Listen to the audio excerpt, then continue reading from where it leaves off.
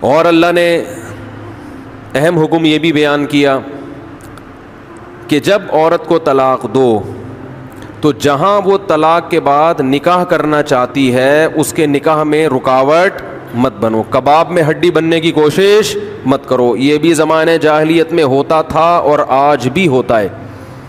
فلا تعضلوهن ان ينكحن ازواجهن، اگر تم نے چھوڑ دیا ہے اس کو.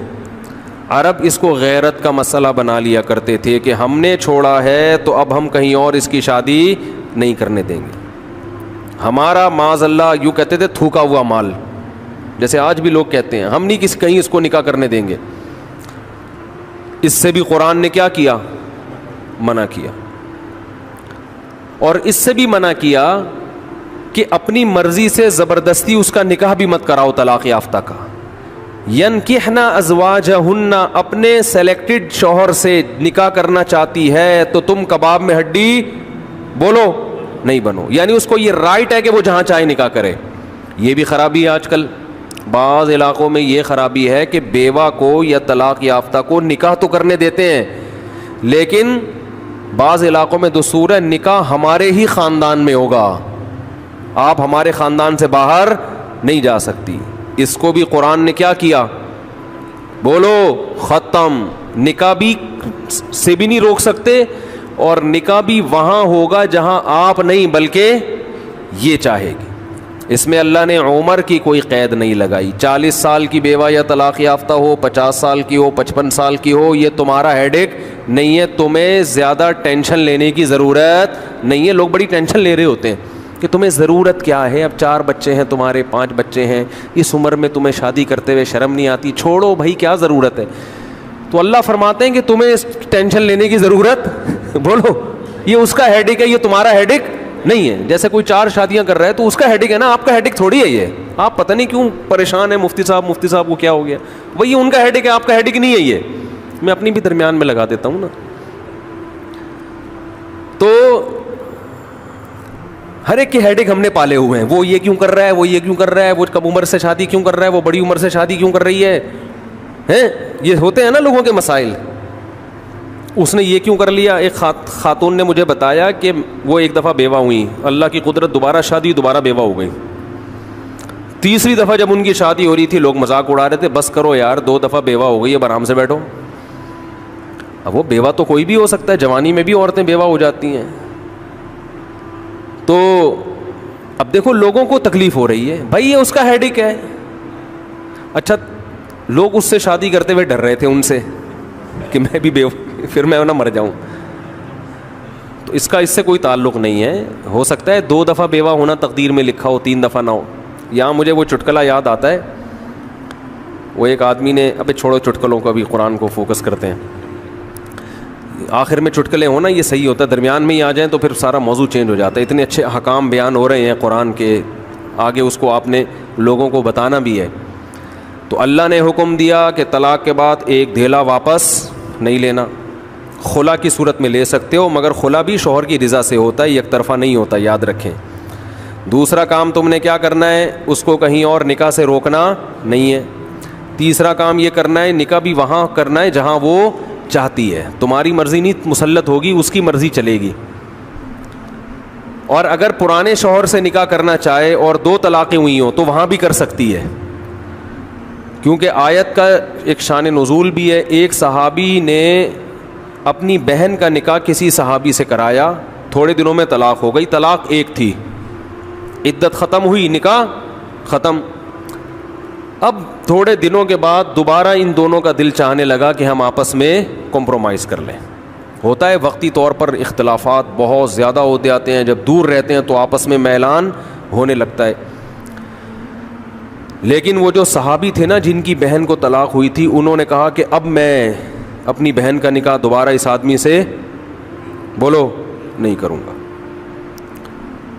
اور کہا کہ یا رسول اللہ میں نے ان کی عزت کی، ان کو اپنی بہن نکاح میں دی، انہوں نے لڑائی جھگڑا کر کے طلاق دے کے میرے گھر میں بٹھا دیا اس کو، تو میں کیسے دوبارہ. ایک ذلت محسوس ہوتی ہے نا انسان کو. قرآن میں اللہ نے آیتیں نازل کی کہ اگر وہ اپنے شوہر سے نکاح کرنا چاہتی ہے تو درمیان میں رکاوٹ مت بنو. لڑے بھی وہ خود تھے، اب جڑ بھی خود رہے ہیں. نہیں آ رہی بات. اس کو بھی لوگ غیرت کا مسئلہ بنا لیتے, سسر صاحب بنا لیتے ہیں, میرے داماد نے میری بیٹی کو طلاق دی ہے, میں تو نہیں واپس بھیجوں گا. بھائی دنیا میں جو آدمی میں لچک نہیں ہے نا, فلیکسیبلٹی نہیں ہے, لچک نہیں ہے جس میں, وہ کبھی بھی کامیاب نہیں ہو سکتا. یاد رکھو یہ جو ہوتا ہے نا, میں اصول کا پکا, بھائی اصول کا پکا ہونا تو اچھا ہے, لیکن یہ اصول ہی غلط ہے کہ جو کہہ دیا تو اس پہ قیامت تک قائم رہنا ہے. یہ اصول ہی غلط ہے. اصول یہ ہونا چاہیے کہ جب موقع کی مناسبت سے جو بات ٹھیک لگے گی اپنے آپ کو چینج کر لوں گا. یہ اصول ٹھیک ہے, اس اصول پہ پکے رہو, اور یہ نبی سے ہمیں ملتا ہے یہ اصول. حدیث میں آتا ہے ایک صحابی نبی کے پاس آئے, مجھے صدقہ چاہیے, یہ چاہیے, وہ چاہیے. آپ نے فرمایا اللہ کی قسم تم پر خرچ نہیں کروں گا میں. وہ چلے گئے, آپ نے دوبارہ بلایا, فرمایا ان پہ صدقہ کرو, دے دو. وہ پریشان, یا رسول اللہ آپ نے تو قسم اٹھائی تھی کہ میں آپ کو نہیں دوں گا. آپ نے فرمایا مر رآ علی یمین فرآ غیرہا خیرا منہا فلیکفر عن یمینہ, کہ جو شخص کسی بات پہ قسم اٹھا لے, جائز بات ہو, کوئی اگر حرام پہ قسم اٹھائی وہ تو بچنا لازم ہے نا, کہ میں گناہ نہیں کروں گا, وہ تو ویسے ہی حرام ہے.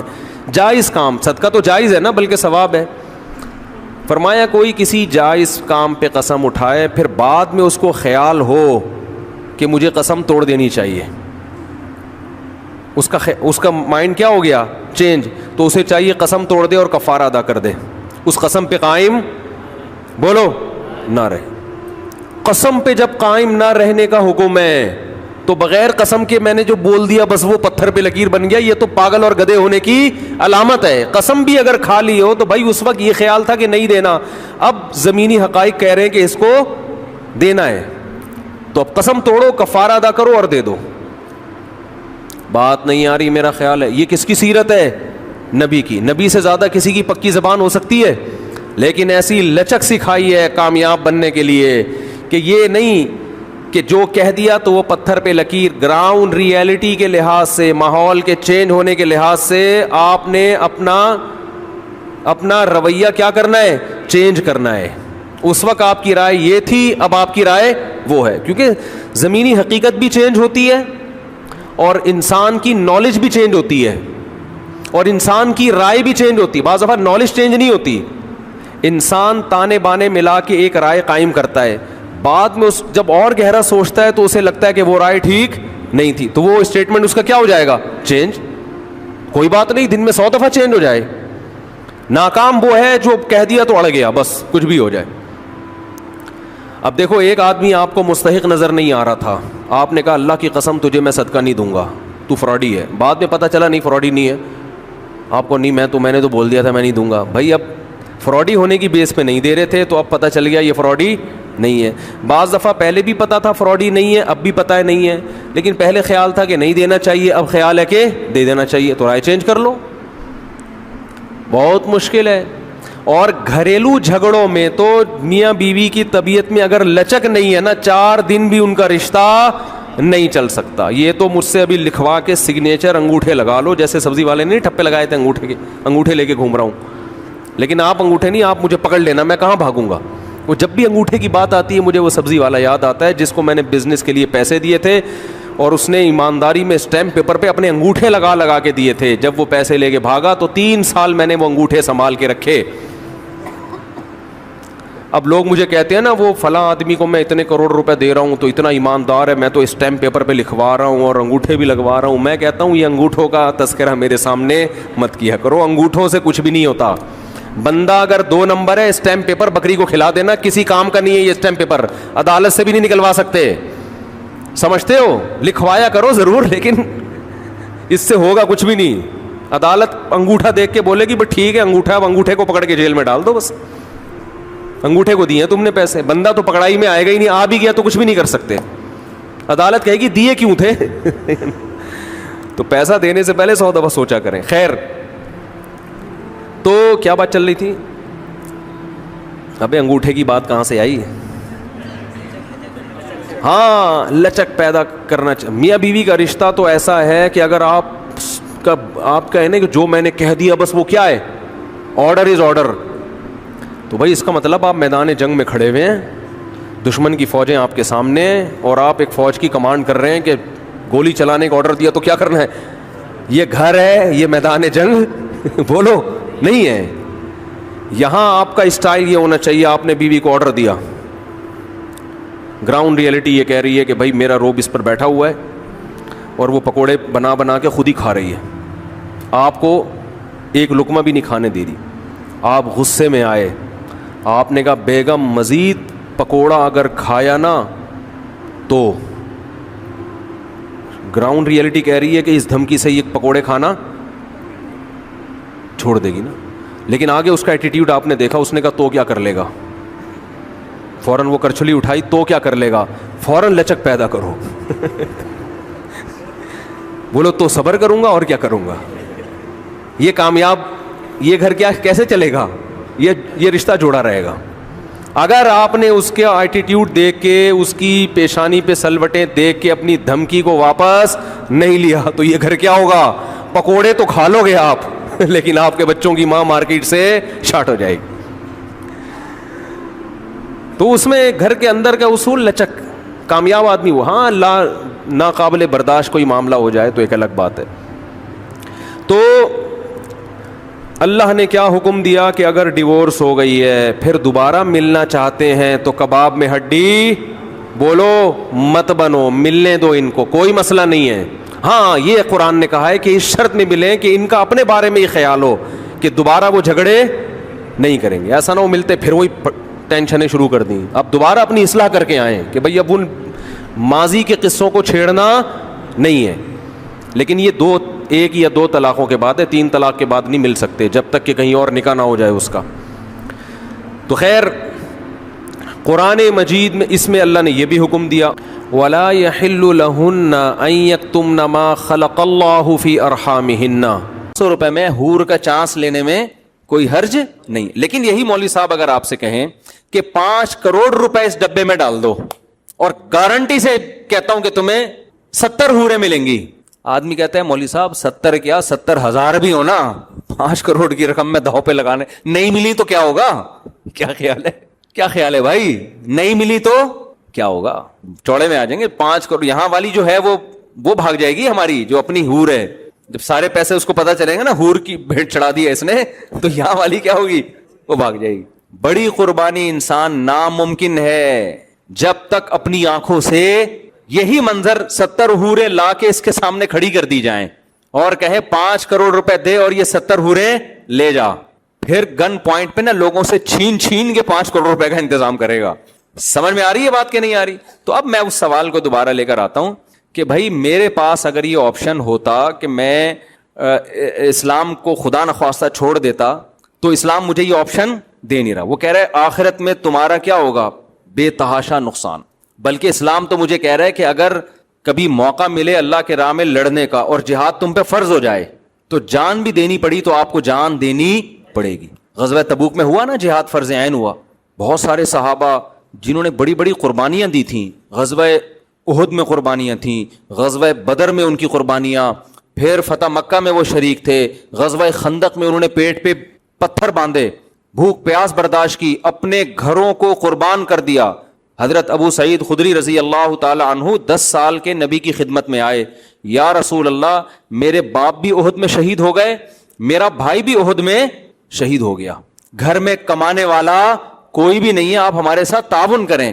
بتاؤ میرے پاس اگر کوئی آتا، میں کہتا یار اس آدمی نے میرے لیے اتنی بڑی قربانی دی ہے کہ باپ بھی شہید کروا دیا، بھائی بھی، اور گھر میں اب کوئی کمانے والا نہیں ہے، میں بے تحاشا چندے کا اعلان کرتا کہ نہیں کرتا کہ یار یہ تو میرا خاص وفادار آدمی ہے. نبی نے اعلان نہیں کیا. نبی نے کیا فرمایا؟ من یستعفف یعفہ اللہ. جو اپنے دامن کو مخلوق کے سامنے ہاتھ پھیلانے سے پاک رکھنا چاہتا ہے نا، چاہتا ہے اللہ بھی ہمیشہ اس کے دامن کو مخلوق سے پاک. ہاتھ کس کے ساتھ سامنے پھیلا رہا ہے؟ پیغمبر کے.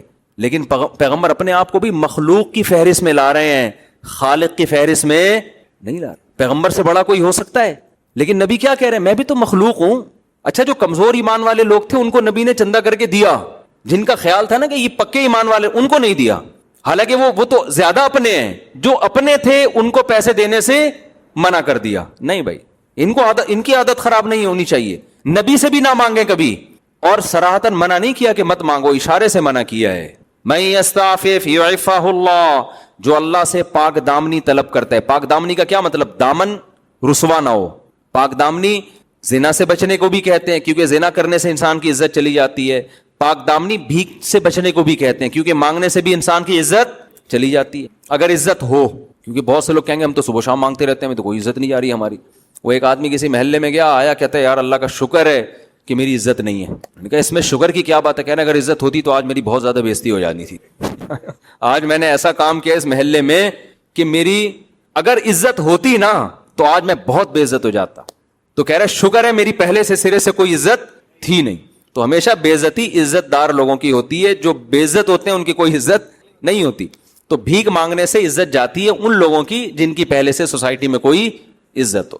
تو نبی صلی اللہ علیہ وسلم نے فرمایا من یستعفف, جو اللہ سے پاک دامنی طلب کرتا ہے, یعنی اپنی عزت بچانا چاہتا ہے, اللہ بھی اس کی عزت بچاتے ہیں. کیا مطلب؟ اسے بھیک کے داغ سے ہمیشہ کے لیے محفوظ کر لیتے, غیب سے اس کے لیے روزی کا انتظام کرتے ہیں.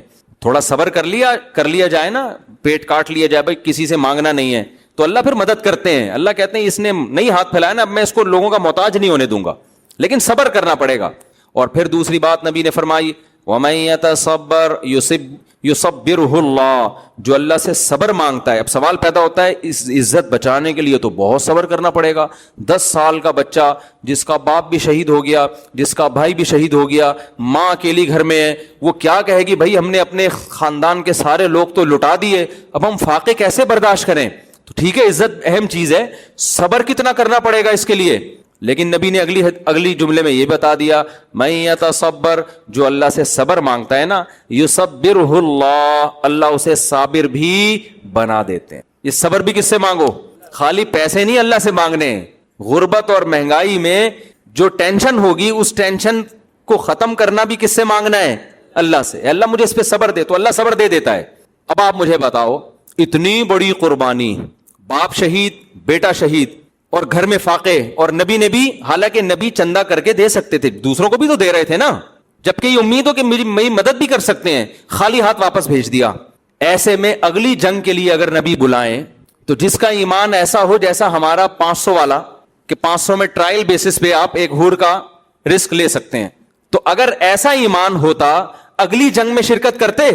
بولتے کیوں نہیں میرے بھائی, کبھی بھی نہیں کرتے. لیکن انہوں نے ہر جنگوں میں نبی کا ہمیشہ ساتھ دی. بدر میں شریک ہونے والے, احد میں شریک ہونے والے, خندق میں تو کتنی ٹینشن تھی. اب آپ دیکھو اسلام کو اپنے دعوے کی سچائی کا یقین کتنا ہے کہ اسلام بھی کوئی لچک نہیں دکھا رہا. تبوک کا جب موقع آیا نا تو تبوک سے زیادہ سخت, اگر آپ تاریخ اٹھا کے دیکھیں ایسا لگتا ہے کہ اس سے زیادہ سخت کوئی آزمائش کا موقع تھا نہیں. احد میں بھی لڑائی بڑی سخت ہوئی ہے, لیکن وہ تو لڑنے کے بعد پتا چلا نا کہ سخت ہوئی ہے, پہلے تھوڑی پتا تھا.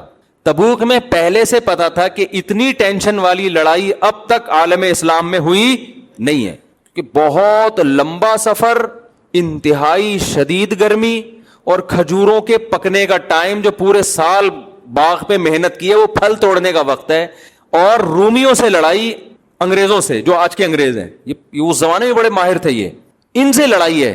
اتنا لمبا گرمیوں کا. آج آپ ذرا جائیں نا مکہ سے یا مدینہ سے تبوک کا سفر کریں بائی روڈ, آپ کو ہوش ٹھکانے آ جائیں گے. اور وہاں تفریح کے لیے نہیں جا سکتا آج انسان, بائی روڈ سفر کرے دماغ سے, لڑنے کے لیے جا رہے ہیں. تو ایسے موقع پہ جو لوگ نہیں جا رہے نا ان کو جہنم کی وعیدیں سنائی جا رہی ہیں. سمجھ میں آ رہی ہے بات؟ وہ یہ کہہ سکتے تھے کہ ہم تو بدر میں آپ کے ساتھ تھے, احد میں آپ کے ساتھ تھے, لیکن قرآن کیا کہہ رہا ہے؟ انفروا خفافا وثقالا, ہلکے ہو یا بوجھل ہو تمہیں اللہ کی راہ میں نکلنا پڑے گا. کیوں پڑے گا؟ یہ آپشنل نہیں ہے کہ جاؤ یا نہیں جاؤ. وجہ کیا ہے کہ دشمن بہت طاقتور ہے اور تم کم ہو. اگر یہ کم لوگوں میں مزید کچھ گھر میں بیٹھ گئے باغ کا بہانہ بنا کے یا کوئی بھی مسئلہ, تو اسلام کمزور پڑ جائے گا, اور تمہاری ذمہ داری ہے اسلام کو بچانا. لہذا یہاں جہاد فرض عین ہے, ہر شخص پہ ایسے فرض ہے جیسے ہر شخص پہ رمضان کا روزہ فرض, ہر شخص پہ نماز فرض ہے, بالکل اسی طرح تم میں سے ہر شخص کو کرنا پڑے گا. بعض دفعہ جہاد آپشنل ہوتا ہے, فرض کفایہ جسے کہتے ہیں, کہ آپ کی فوج اگر بارڈر سنبھال کے بیٹھی ہوئی ہے تو آپ پہ لڑنا لازم نہیں, لیکن بعض دفعہ ہر ایک پر فرض ہو جاتا ہے. تو تبوک کے موقع پر یہ وہ موقع تھا جس میں جہاد تمام صحابہ پہ فرض عین ہو گیا تھا. اور ایسے موقع میں موت کا بھی خطرہ تھا. سمجھ میں آ رہی ہے بات؟ قرآن نے کہہ دیا کہ جو پیچھے رہے گا اس کے لیے جہنم کی وعید ہے. کیونکہ منافقین بہت ٹینشن میں آ گئے, وہ کہنے لگے اتنی شدید گرمی میں ہم کیسے نکلیں گے, ایک دوسرے کو ڈی موٹیویٹ کرنے لگے.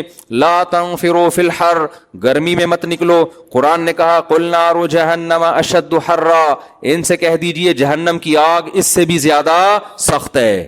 دو آپشن ہے, یا تو یہ گرمی برداشت کر لو یا جہنم کی آگ کی گرمی. تو صحابہ میں میجورٹی نے, 3 صحابہ پیچھے رہ گئے تھے لیکن پھر انہوں نے توبہ کی, اللہ نے ان کی توبہ قبول کی, ان کی سزا بھی بہت سخت دی گئی ان کو. باقی سارے صحابہ کیا ہوا, میدان میں نکل پڑے. اس وقت وہ کہہ سکتے تھے کہ بھائی یہ جہنم کی وعیدیں کس بیس پہ سنائی جا رہی ہیں, نہیں آ رہی بات سمجھ میں. یہ ایسے ہے, اس مثال کو اب میں یوں سمجھاتا ہوں. امام صاحب نے کہا 500 روپے میں حور, سب ٹرائی کر لیں گے بھائی شاید حور مل جائے. امام صاحب نے کہا 5 کروڑ میں حور ملے گی, کوئی 1 روپیہ دینے کے لیے بھی تیار نہیں ہوگا. لیکن امام صاحب نے یہ کہا الٹا کر لو اس کو. امام صاحب نے کہا جو 5 کروڑ نہیں دے گا اس کو حور تو ویسے بھی نہیں ملے گی, جہنم میں جائے گا وہ. امام صاحب کو پکڑ کے کوٹ دو گے کہ نہیں کوٹ دو گے آپ کہ یار 5 کروڑ روپے کی قربانی ہم سے لے رہے ہو, اور آپ چلو پہلے تو حوروں کی لالچ دی, ہم نے کہا یار چھوڑو پتہ نہیں ملے گی کہ نہیں ملے گی, لیکن اب آپ الٹا وعیدیں سنا رہے ہو کہ نہیں دیے تو کہاں جہنم میں جاؤ گے اور سزا ملے گی, اور پولیس والے باہر کھڑے کر دیے, جو پیسے نہ دے اس کو پکڑ کے لے جاؤ. ایسے موقع پہ آپ کیا کرو گے, الٹا امام صاحب کو پکڑ کے کوٹ دو گے. اگر نہیں کوٹ رہے اور 5-5 کروڑ دے رہے ہو, اس کا مطلب آپ کو امام کے صحیح ہونے کا 100% سے بھی زیادہ یقین ہے. سمجھتے ہو؟ پیغمبر صلی اللہ علیہ وسلم نے جب یہ کہا, قرآن کی آیتیں نازل ہوئیں, انفروا خفافا وثقالا وجاہدوا باموالکم وانفسکم فی سبیل اللہ, تبوک میں تم ہلکے ہو یا بوجھل تمہیں نکلنا پڑے گا. نار جہنم اشد حرا, جہنم کی آگ اس مدینہ کی گرمی سے زیادہ سخت ہے. سارے کے سارے صحابہ ایسا نکلے ہیں کہ بعض صحابہ ایسے تھے جو نبی کے پاس آئے, نبی نے عرض کی, نبی نے فرمایا کہ میرے پاس کوئی سواری نہیں ہے میں تمہیں بٹھاؤں, نہ کوئی پیسے ہیں کہ تمہارے لیے کوئی سواری کا میں انتظام کروں, تم واپس چلے جاؤ. قرآن کہتا ہے تولوا واعینہم تفیض من الدم, روتے روتے واپس گئے ہیں کہ اتنا بہترین موقع خدا کو راضی کرنے کا ہم سے مس ہو رہا ہے. نہیں یہی بات سمجھ میں, اس کی مثال وہ اصل میں حور کے بغیر سمجھ میں ہی نہیں آتی بات. یہ ایسے ہے جیسے 5 کروڑ روپے امام صاحب نے کہا آپ کو دوں گا, آپ مجھے دو, اس میں حور ملے گی, نہیں دیے تو کٹ لگے گی ٹائٹ والی, تو ہم تو دیں گے ہی نہیں نا, ہمیں کیا پتا سچ بول رہے ہو. لیکن ہمارے ایمان کا لیول کیا ہوگا کہ ہم 10 کروڑ لے کر آئیں اور امام کہہ رہے ہو کہ چونکہ ڈبہ بھر گیا مزید پیسے نہیں, اور ہم روتے ہوئے واپس جا رہے ہوں کہ یار اتنا بڑا آپشن کیا ہو رہا ہے, ضائع ہو رہا ہے. یا تو یہ امام اتنا بڑا 2 نمبر ہے معاذ اللہ کہ اس نے ایسے چاپلوسی والی باتیں کر کے اور ایسے گھما پھرا کے لوگوں کو الو بنا دیا ہے, یا خدا کی قسم یہ سچا ہے اور اس کے پاس اتنے زبردست دلائل ہیں اپنے سچے ہونے کے. کیونکہ اگر یہ 2 نمبر ہوتا نا تو قوم کے جاہل اور بالکل ہی مینٹل لیول جن کا کسی کام کا نہ وہ اس سے متاثر ہوتے, جیسے پھونکوں والی سرکار سے ہوئے ہیں متاثر. پھونکوں والی ایک سرکار آئی ہوئی ہے مارکیٹ میں, ان کی پتہ نہیں پھونکیں ختم ہی نہیں ہو رہی ہیں. ایک پھونکوں والی سرکار مارکیٹ میں آئی ہوئی ہے, فیس بک پہ لکھیں پھونک مار مار کے.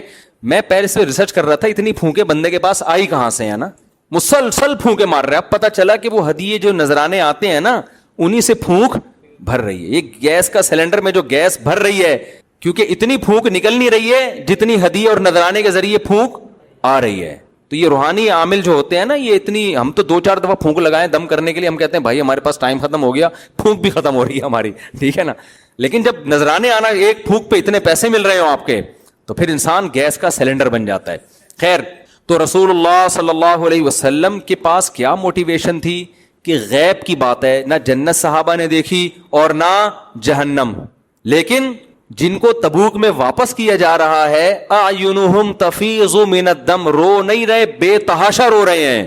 اللہ یجدوا ما ينفقون, کہ ان کے پاس پیسے نہیں ہے, سواری نہیں ہے جس میں بیٹھ کے وہ تبوک میں جائیں. اور جن لوگوں پر اثر ہوا ہے وہ ابو بکر, عمر, عثمان, علی جیسے لوگ ہیں جنہوں نے لاکھوں مربع میل علاقوں پر حکومت کی ہے. اس کا مطلب وہ قوم کے ذہین ترین لوگ تھے, قوم کے ذہین ترین لوگ تھے.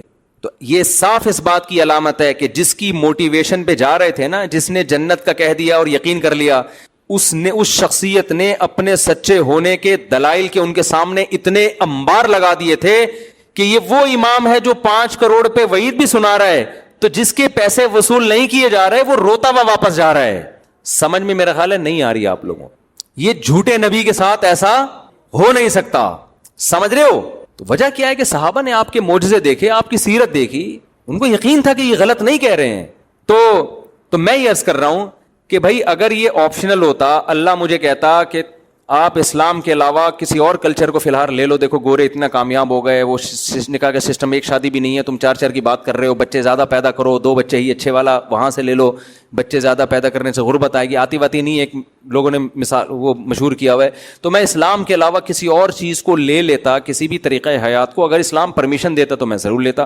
اسلام پرمیشن بھی نہیں دے رہا بلکہ دھمکیاں لگا رہا ہے, کسی اور طرف کھسکنے کی کوشش کی تو شدید نقصان ہوگا.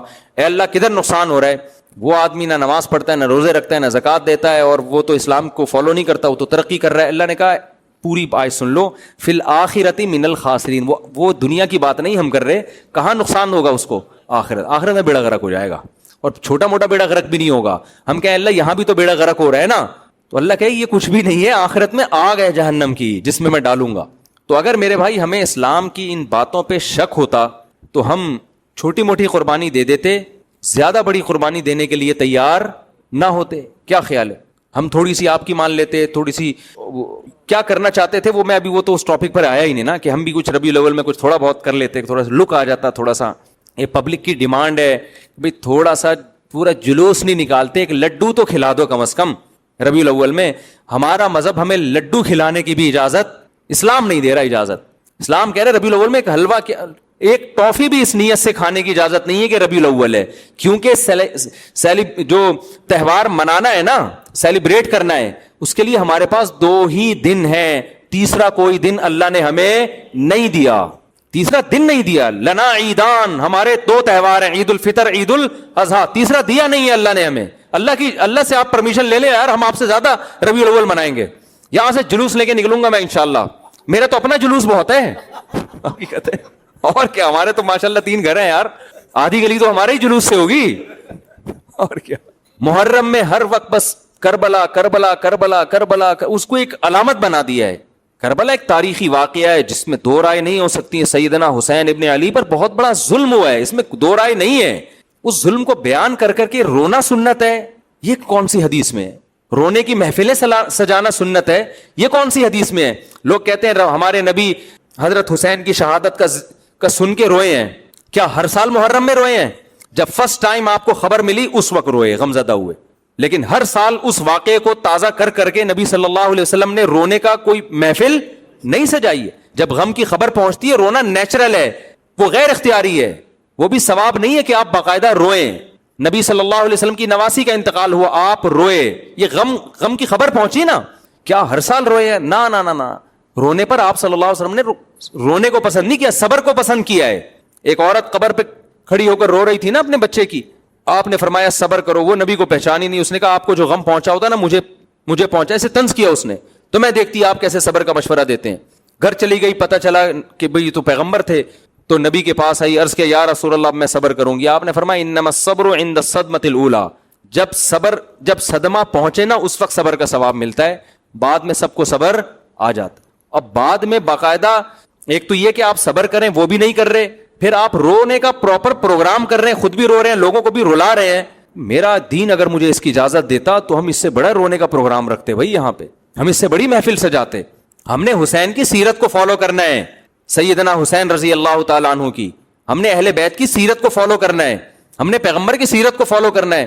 لوگ کہتے ہیں آپ کو نبی کی ولادت کی خوشی نہیں ہو رہی, آپ کو کیسے اندازہ ہو گیا نبی کی ولادت کی خوشی ہو رہی کہ نہیں ہو رہی؟ آپ کیسے طنز کر رہے ہو؟ اس کا مطلب صحابہ کو بھی پھر خوشی نہیں, کیونکہ صحابہ تو ربیع الاول نہیں مناتے تھے. کوئی ایک اتنا لفظ دکھا دو, ضعیف سے ضعیف موضوع من گھڑت حدیث دکھا دو جس میں کسی صحابی نے ربیع الاول کے دن کسی صحابی کو مبارکباد دی ہو یا نبی نے مبارکباد دی ہو. کہیں بھی ایک حرف بھی ہمیں نہیں ملتا. اور پھر طنز کتنے کیے جاتے ہیں, ان کو نبی سے محبت نہیں ہے. میں آج کل ایک بڑے وہ آ رہے ہیں, ان کے کلپ آ رہے ہیں, کیا نام ہے یار, ساحل